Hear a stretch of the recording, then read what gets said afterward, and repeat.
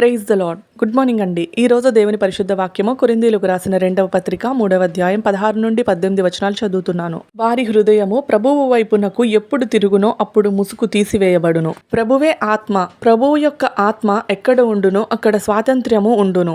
మనమందరమును ముసుకులేని ముఖముతో ప్రభువు యొక్క మహిమను అద్దము వలె ప్రతిఫలింపచేయుచు మహిమ నుండి అధిక మహిమను పొందుచు ప్రభువుగు ఆత్మచేత ఆ పోలికగానే మార్చబడుచున్నాము. ఆమె. ఈ వాక్యం చదువుతుంటే నాకు ఒక విషయం గుర్తొచ్చింది. పెద్ద పెద్ద నేరాలు, మోసాలు, దొంగతనాలు చేసేవాళ్ళని పబ్లిక్ ముందుకు తీసుకొచ్చేటప్పుడు వాళ్ళ ముఖాలకి ముసుగు వేస్తారు. అలాగే మంచి పనులు చేసి దేశానికి కీర్తిని, ప్రతిష్టని తెచ్చేవాళ్ళని చాలా ఘనంగా చూపిస్తారు. అలాగే మనం కూడా దేవుడి దగ్గర మన పాపం అనే ముసుగుతో ఉన్నామా ఒకసారి చెక్ చేసుకుందాం.